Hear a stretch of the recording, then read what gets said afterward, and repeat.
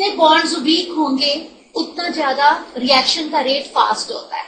We know this thing कि gas is always more reactive in comparison to liquid in comparison to solid. हमारे हाथ के ऊपर फुल्के की वो गैस लग जाए तो छाला पड़ जाता है. कभी कभी इवन उबलता हुआ पानी भी थोड़ा गर्म गिरे तो नहीं छाला पड़ता. स्टीम मेक्स, जो आप कॉफी बनाते हैं उसकी नोजल से जो स्टीम आती है अगर वो पड़ जाए हाथ के ऊपर तो बिल्कुल बॉयल्स हो जाते हैं. सो फर्स्ट पॉइंट में मैंने ये समझाया आपको जितनी वीक बॉन्डिंग होगी रिएक्शन का रेट उसका फास्ट होगा. सेकेंड पॉइंट में बहुत डिटेल में इस वर्कशीट में अभी कराऊंगी, पर मैं तुम्हें सिंपल एक कंसेप्ट बता रही हूं. आप उस फंडे को अपने दिमाग में बिठा लो और बोल्ड लेटर्स में लेफ्ट पेज पे लिखना चाहते हो लिख लो. Rate is always directly proportional to, this is concept. और जब तुम्हारे क्वेश्चंस यूज होंगे तब मैं बोलूंगी see left of page 11. Rate is always directly proportional to product of concentration of reactants. Rate is directly proportional to product of concentration of reactants. अब इसको 2 points में लिखा रही हूं, सेकंड पॉइंट लिखा रही हूं. ये एक मैंने जनरल पॉइंट बोल दिया कि रेट हमेशा इसका ये पॉइंट तुम्हें ये बात समझा रहा है कि कभी भी तुमने रेट कैलकुलेट करना है तो प्रोडक्ट की कंसंट्रेशन का कुछ लेना देना नहीं है. रेट हमेशा रिएक्टेंट्स की कंसंट्रेशन के डायरेक्टली रिलेटेड है. Am I clear? प्रोडक्ट से कुछ नहीं लेना देना. अब जो मैं सेकंड थर्ड इसकी थोड़ी एक्सटेंशन लिखाने लगे लिखो. Initial rate is directly proportional to initial rate, means time t is equal to 0. Initial rate is directly proportional to initial concentration of reactants.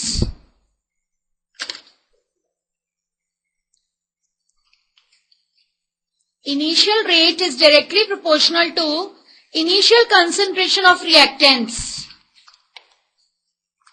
Third point, एक तो मैंने बोला time t is equal to 0 पे. अब मैं कह रही हूं 10 मिनट बाद रेट किस पे डिपेंड करता है. लिखो rate at any instant of time, rate at any instant of time is directly proportional to rate at any instant of time is directly proportional to, एक बहुत इंपॉर्टेंट चीज बता रही हूं, concentration of reactants present at that time. Concentration of reactants present at that time. Is this clear? 3 चीजें मैंने क्या बताई. फर्स्ट पॉइंट में मैंने तुम्हें ये बताया, सपोज मेरे पास, इधर देखिए बोर्ड की तरफ, ए और बी 2 रिएक्टेंट्स हैं और वो प्रोडक्ट्स बनाते हैं. आई हैव टोल्ड यू कि रिएक्शन का रेट, मैं इस पॉइंट पे फोकस कर रही हूं कि रिएक्टेंट्स की कंसंट्रेशन के किसके डायरेक्ट रिलेटेड होता है, directly proportional to product of concentration of reactants. अगर आप इनिशियल रेट निकालते हो तो वो इनिशियल कंसंट्रेशन पे डिपेंड करता है. अगर आप किसी टाइम पर रेट निकालते हो तो उस समय जितनी कंसंट्रेशन पड़ी होगी उस पर निर्भर करता है. जो मैंने थर्ड पॉइंट लिखा है will be very widely used in objective questions and subjective numericals. First point is clear. इसको हम बहुत डिटेल के बीच में अभी बाद में करेंगे भी. टेम्परेचर के लिए एक सिंपल सा पॉइंट बता रही हूं कि ये नोन फैक्ट है. These 2 points we will be doing in 6th worksheet in detail, कि अगर हम टेम्परेचर को 10 डिग्री से बढ़ा दें तो रिएक्शन का rate is almost doubled. I will prove it with graph Y. If we add catalyst, reaction increases. Surface area के क्वेश्चंस में अभी आपको करवाऊंगी. सरफेस एरिया के क्वेश्चंस आप करते भी हो, आपको पता भी है, मैंने उस दिन भी बताया था. Husk catches fire more easily as compared to a big log of wood. आपके पास एक बड़ा सा लकड़ी का टुकड़ा पड़ा है, उसको आग बड़ी मुश्किल से लगेगी, रादर देन कुतरी हुई जो कारपेंटर के पास वो थोड़ी सी होती है उसको।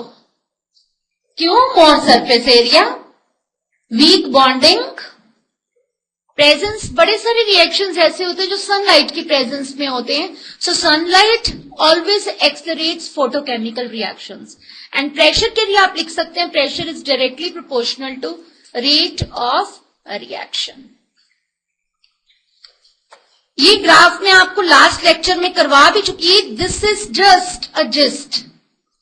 बताऊंगी कहां से इफेक्ट ऑफ कंसंट्रेशन डिटेल में स्टार्ट हो रहा है। आप सबको पता है this is concentration versus time का graph. We all know this thing that this line is for reactant और product. Is it for reactants और प्रोडक्ट्स? आपको कैसे पता लगा ये रिएक्टेंट के लिए है? Time t is equal to 0 के ऊपर रिएक्टेंट की कंसंट्रेशन मैक्सिमम होती है। This graph is for products. Is it following a linear graph or is it following exponential graph? It is following exponential graph. Is this clear? Sure? Okay. So यही चीज मैंने थोड़ी सी यहां पर समझाई है। When time t is 0 on the reactants at present, at time t is equal to 0, concentration of products is 0. With the progress of reaction by time at time t is equal to t seconds, concentration of reactants decreases and products increases. We know.